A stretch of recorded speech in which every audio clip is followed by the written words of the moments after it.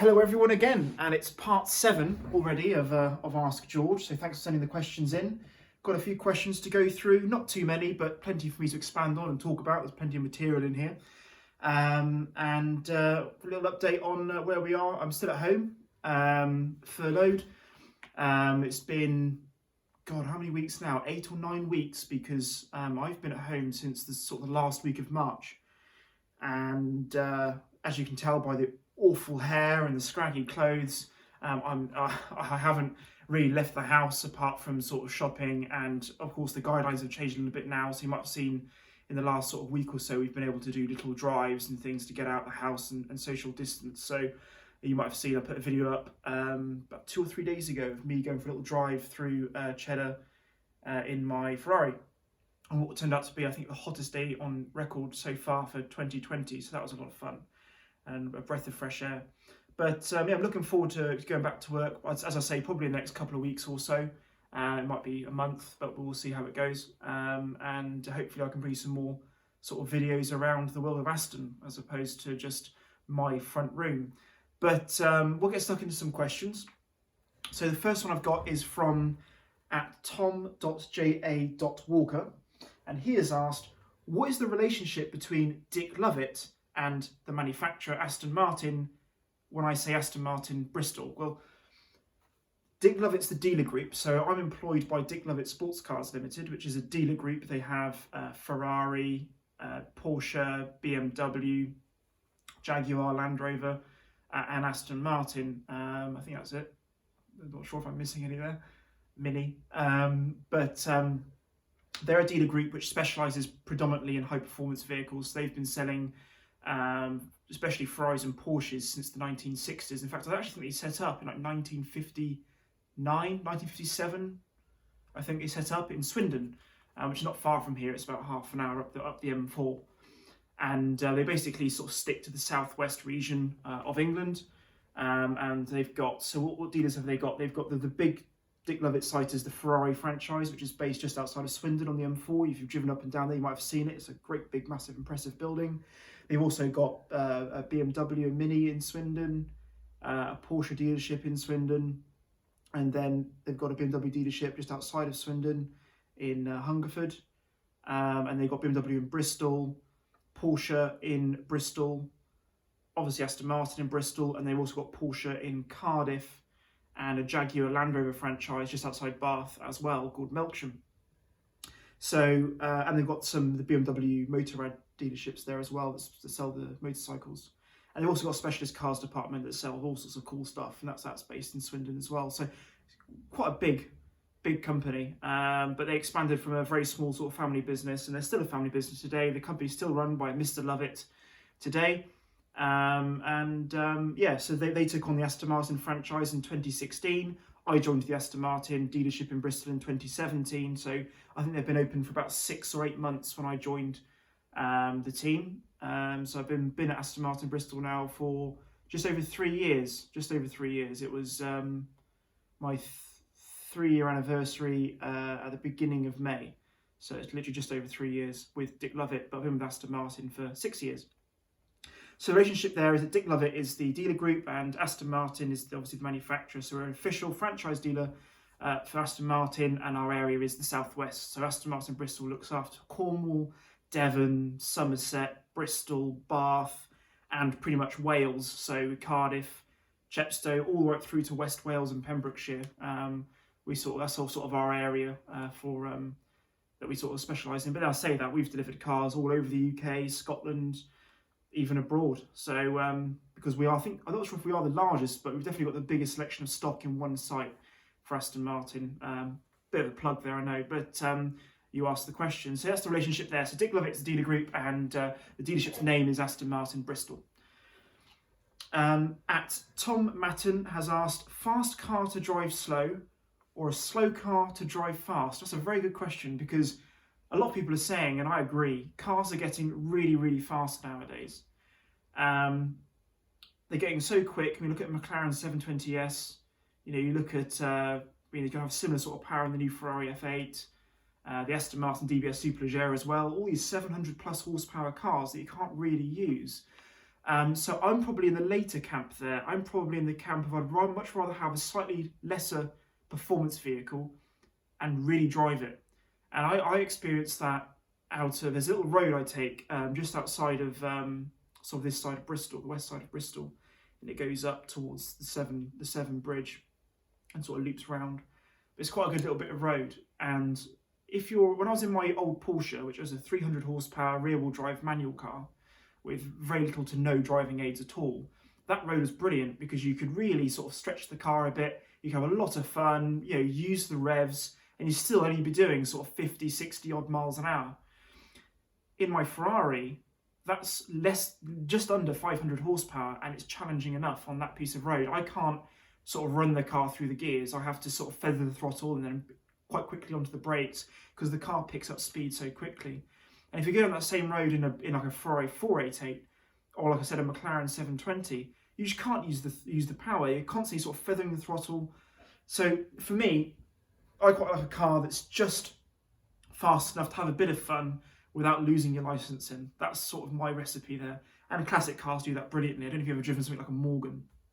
If you've driven a Morgan, the amount of fun you can have in that car at sort of 50 miles an hour. And it comes back to the Aston Martin GT8 I mentioned in an earlier video. That car's got 440 horsepower, which is not an awful lot of power in today's standards, but it's the way it translates that power to the road. And when you're actually going on the road and driving and going through the gears, and you're watching the scenery flash by, you forget about the statistics, you forget about the 0 to 60 and all that sort of stuff, and the Nürburgring lap time. It's all irrelevant. What is important is how the car feels on the road. And for me, if I can use 80-90% of what a car's got on the public road, I'd much rather that than use 10 or 20% of what a car can achieve on the road just because it's, for the sake of it, got 700-800 horsepower.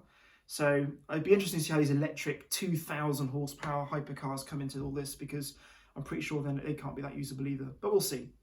Something that we'll see in the future. But a good question there. So to answer that, yeah, I'd much rather have a slow car and drive it fast than have a fast car and just drive it slow, because what's the point? On to question number 3. At Supercars of Bristol has asked, what is my all-time dream car? The all-time absolute cloud 9 impossible dream is a McLaren F1. McLaren F1, built in '93, is the pinnacle of automotive engineering. I don't think it's been surpassed since.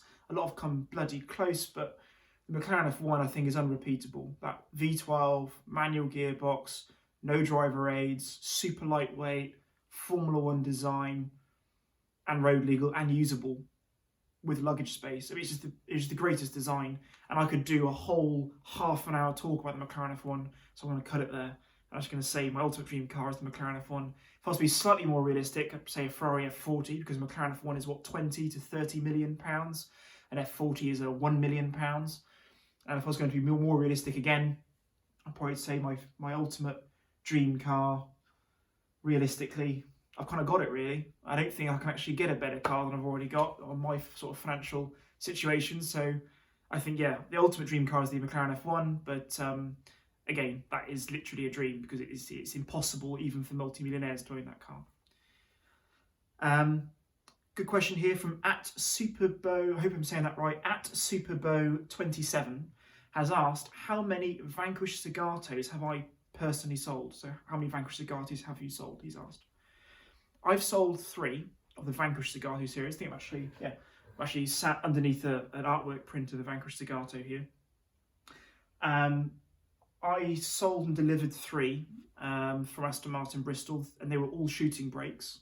I was working for quite a small time Aston Martin dealership when the Vanquish Zagato was first released, so I kind of missed the boat because we didn't really have any customers for that car when I was working in Amersham and Buckinghamshire. But obviously in Bristol, being more a powerhouse of a dealership with much wider spread of customer base,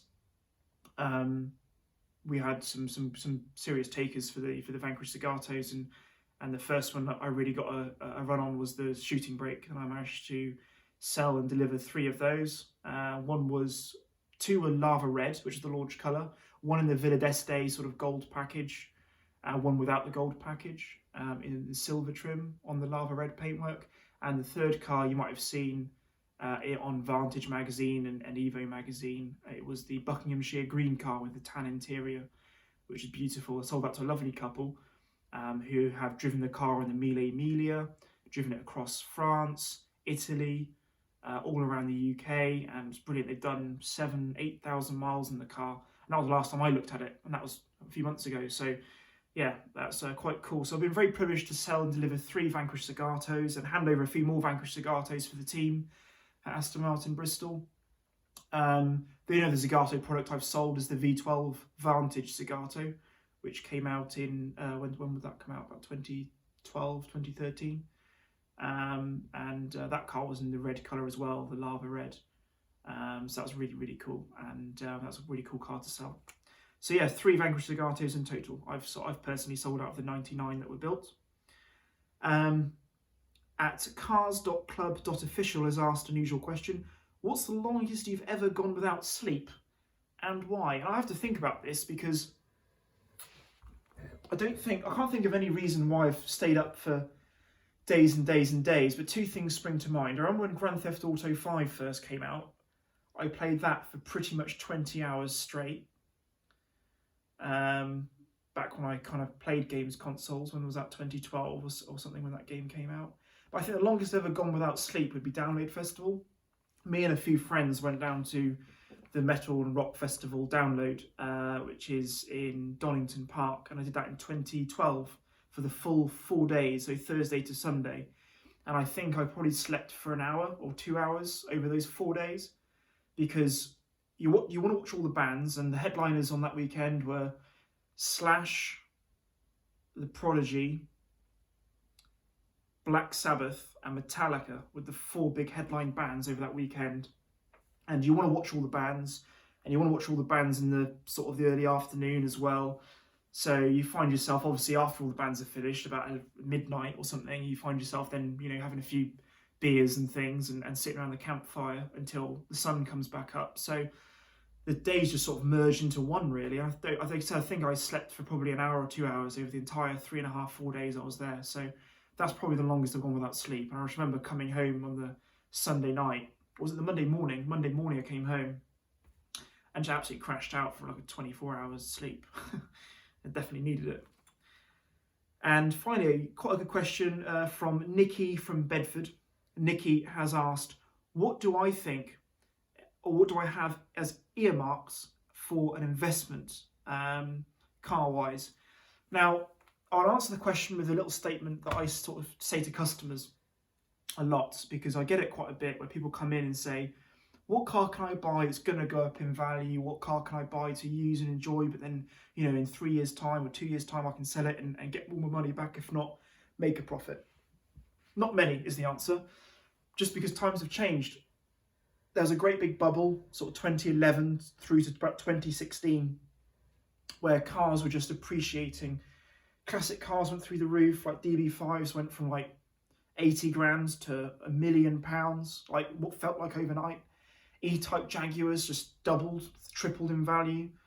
And even just normal stuff just started going through the roof. And manufacturers got wind of this, and the manufacturers are to blame, really, because they just leached onto the whole limited edition thing. So I don't think there's many cars you can buy now, brand new, from any manufacturer, that I'd call an investment. Because if you look at the Ferrari 488 Pista, I'm pretty sure you can buy one of those at list now, if not less, with delivery miles on it, because they build too many. And I just think the whole sort of investment thing's kind of gone. I think it's kind of done now. But saying that, there's always opportunity. You can't be too downward and negative. So there's always opportunity. And I've got probably 3 or 4 cars that I think, if I had my investment hat on and I had to buy a car and I knew that car was going to go up in value, there's probably a few I'd think of buying. And don't get me wrong, these are not going to be quick bucks. You're not going to buy this car today and sell it in 6 months and make a load of money. But a few cars I think would be quite sound investments at the moment. I'm going to go with something quite realistic and then go up to something a bit more silly. Mazda MX-5. A Gen 1, sort of 1990 to mid-90s. Pop-up headlight, Series 1 Mazda MX-5. Unmodified, clean, no rust, probably in red. I think that car's an absolute future classic, because what I think makes an investment car is not necessarily how many were built or how much of a special edition the manufacturer made out it was at the time. It's how iconic that car is.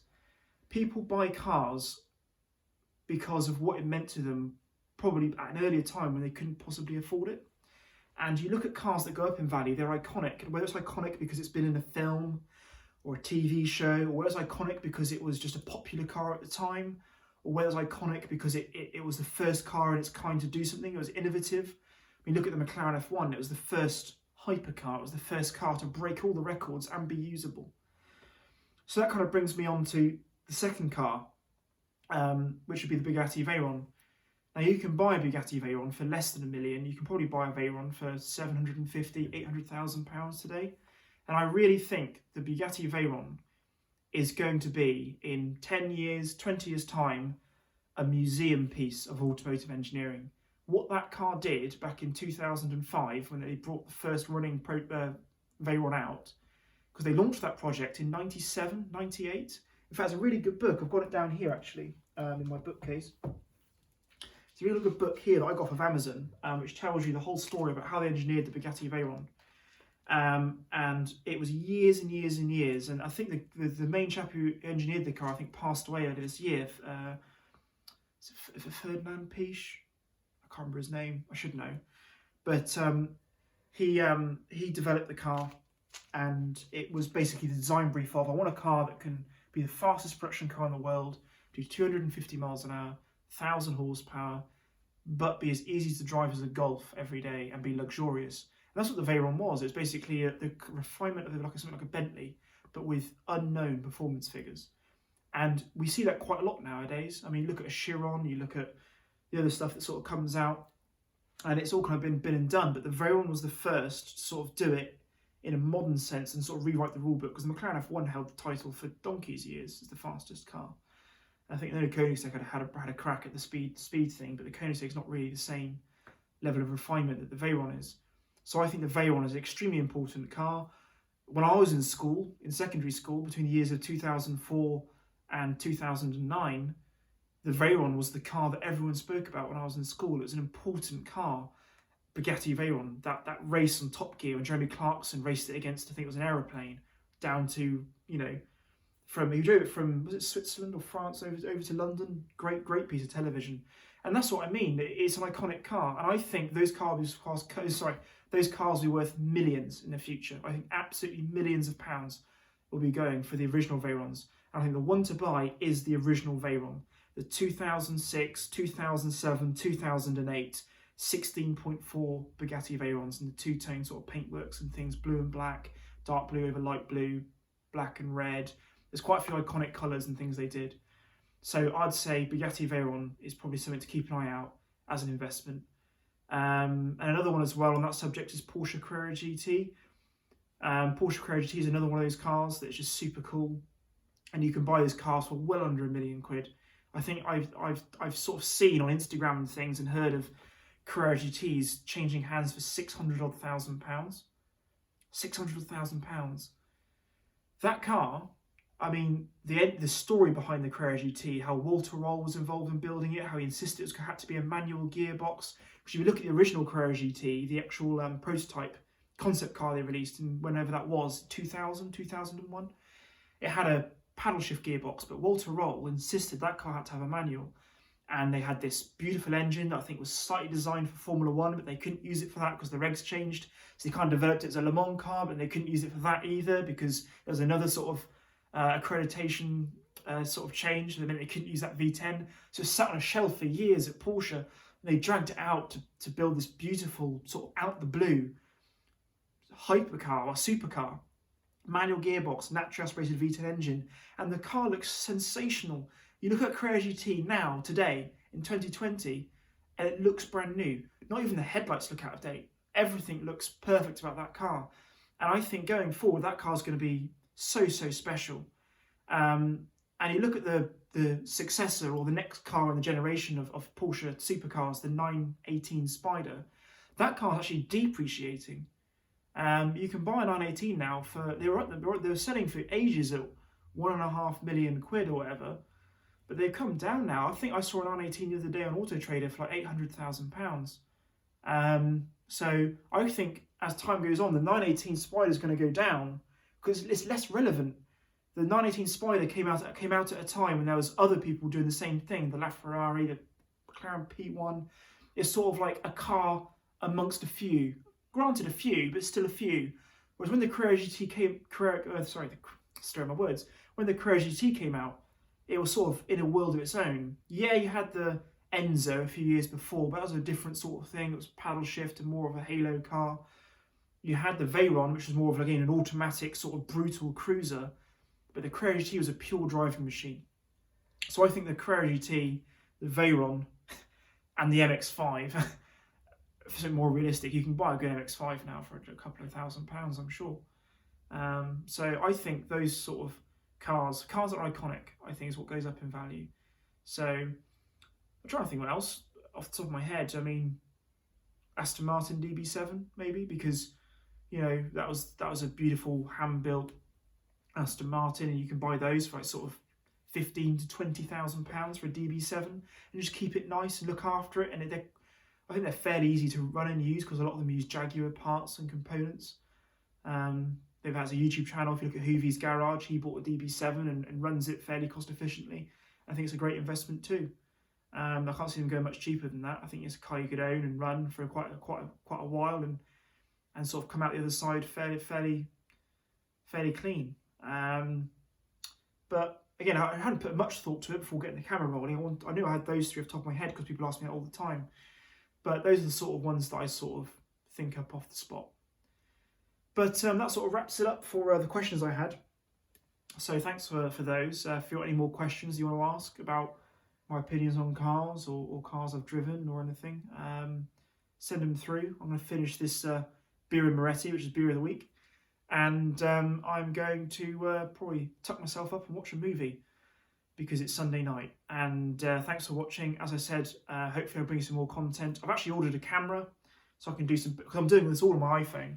So I've actually ordered a camera so I can get some proper footage out to you guys and hopefully do some onboard car stuff with different cars. Definitely some Aston stuff. I'm talking to some friends who've got some other cool cars as well. Like I said, my neighbour's got the Lamborghini.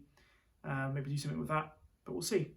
Anyway, I'm going to wrap it up for now because I'm rambling now. I've finished the questions. I'm just talking out my arse. So I'm going to wrap it up now, and thanks for watching. Have a pleasant evening. Stay safe, everyone, and I'll catch you on the next video. Bye for now.